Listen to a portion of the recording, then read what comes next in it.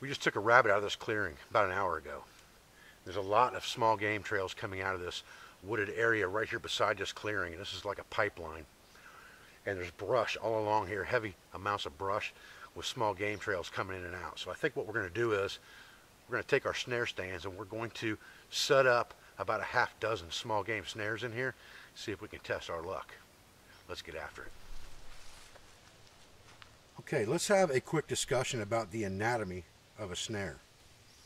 You can see at the bottom of this snare, at the end of the cable, there is a device that is heavier metal construction, and that is a swivel.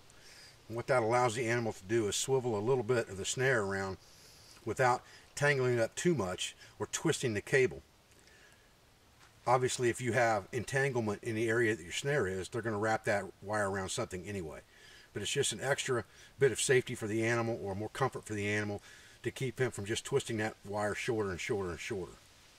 Above that, going around the cable, you have a black piece of rubber called a whammy, and that's simply a piece of rubber tubing that is over the top of the wire that's used to connect to your snare stand, as we discussed yesterday.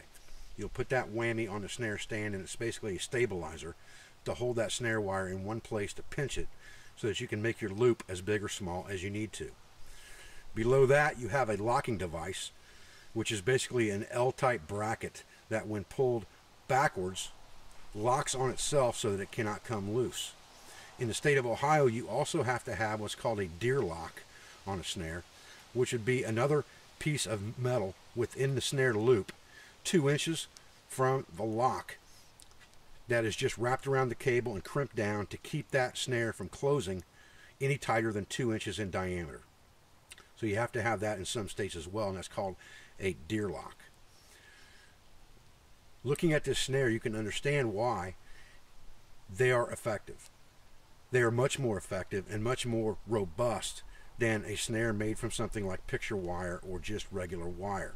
You can use regular wire snares, but they're not going to hold the animal as well as something with a locking device, something that you can easily adjust a loop on to make it more effective to catch the animal, and then a swiveling device that you can tie off to make it more comfortable on the animal until he chokes himself out. But normally you do not get neck catches in a snare. Everybody would like to think they're going to get a neck catch and the animal's going to choke himself out very quickly. The reality of that is you generally catch animals in the body, right back by the rear legs, and they're alive when you get there. Now that can be advantageous or disadvantageous depending on the animal you're snaring, but remember, live food never spoils.